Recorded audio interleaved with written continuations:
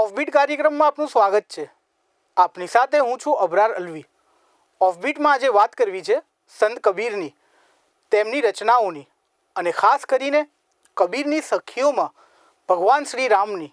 તો જાણીએ આ તમામ બાબતો અંગે આ કાર્યક્રમમાં. ભારતના મહાન સંત અને આધ્યાત્મિક કવિ કબીરદાસનો જન્મ વર્ષ 1440માં થયો હતો. ઇસ્લામ મુજબ કબીરનો અર્થ મહાન થાય છે. સંત કબીરજીની વાસ્તવિક માતા પિતા કોણ હતા તે અંગે કોઈ આધારભૂત પુરાવા મળતા નથી. તેમના જન્મ વિશે અનેક માન્યતાઓ અને લોકવાચાઓ છે. એક માન્યતા મુજબ સંત કબીરનો જન્મ એક વિધવા બ્રાહ્મણીની કુખથી થયો હતો, જેને ભૂલથી રામાનંદજીએ પુત્ર પ્રાપ્તિનું વરદાન આપી દીધું હતું, જેથી આ બ્રાહ્મણીએ તેમને લહેરતારા તળાવ પાસે છોડી ગઈ હતી. ત્યારબાદ નીરુ અને નીમા નામના મુસ્લિમ દંપતીએ આ તળાવ પાસેથી કબીર મળી આવ્યા હતા. તેમણે આ બાળકનો સ્વીકાર કરી ઉછેર કર્યો. એવું માનવામાં આવે છે કે બાળપણમાં જ તેમણે રામાનંદ નામના ગુરુ પાસેથી પ્રાથમિક શિક્ષણ લીધું હતું અને તેઓ ગુરુ રામાનંદના શ્રેષ્ઠ શિષ્ય તરીકે જાણીતા થયા. વિદ્વાનો અને વિદ્યાર્થીઓ તેમને મહાન કૃતિઓ વાંચવા માટે કબીરદાસના ઘરે રોકાય છે. કહેવાય છે કે કબીરજીનો પરિવાર હજી પણ વારાણસીના કબીર ચોરામાં રહે છે.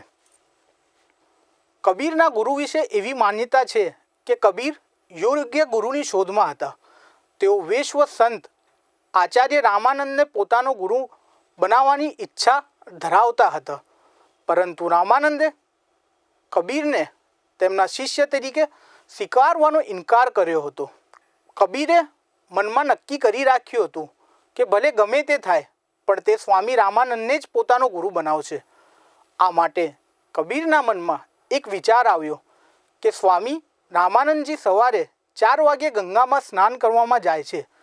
તેઓ સ્નાન કરવા જાય એ પહેલાં તળાવની સીડી પર હું સૂઈ જઈશ, અને તેમણે એવું જ કર્યું. એક દિવસ કબીર રાતના એક પહોર બાકી હતો એવા સમયે પંચગંગા ઘાટના પગથિયા પર સૂઈ ગયા.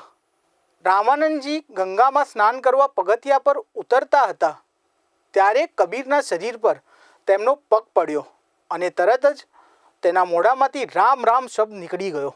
કબીરે તે જ રામ નામ શબ્દ દીક્ષા મંત્ર તરીકે સ્વીકાર્યો અને રામાનંદજીને તેમના ગુરુ તરીકે માની લીધા. કબીરજી અભણ હતા, જેથી તમામ કવિતાઓ, સાખીઓ, ભજનો વગેરે તેમના શિષ્યોએ લખેલા છે. તેમના શિષ્યોએ તેમની વાણીને બીજક નામ ગ્રંથ સ્વરૂપે સંગ્રહિત કરી છે, જે 3 ભાગોમાં વહેંચાયેલી છે: સાખી, શબ્દ અને રમેની. સંત કબીરજી હિન્દુ ધર્મમાં મૂર્તિ પૂજાના વિરોધી હતા. તેઓ ભક્તિ અને સૂફી વિચારધારા ધરાવતા હતા. કબીરની ભાષા સધુકડી માનવામાં આવે છે, જેમાં હિન્દી ભાષીની બધી જ બોલીઓ સામેલ છે. કબીરજીના દોહા અને પદોમાં વારંવાર નામ આવે છે.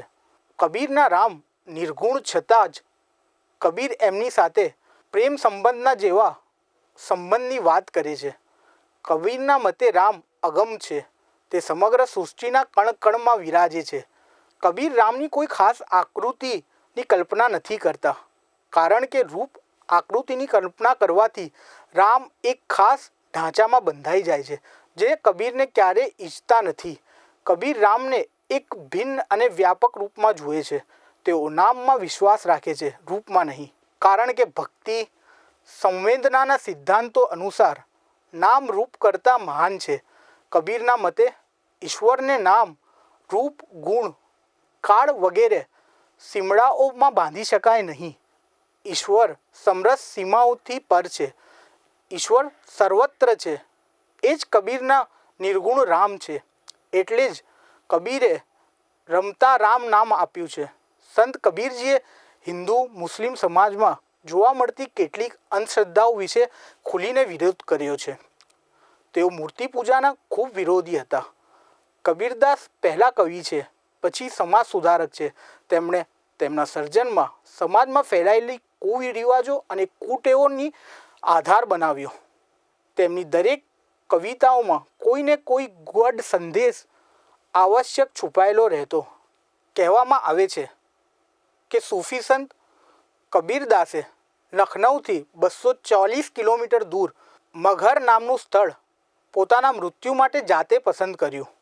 એ સમયે ત્યાંના લોકોમાં એવી માન્યતા હતી કે જે મગહરમાં મૃત્યુ પામે એ આગળના જન્મમાં વાંદરો બનશે અને તેને સ્વર્ગમાં વાસ નહીં મળે, અને કાશીમાં જે મરે એ સીધા સ્વર્ગમાં જાય છે.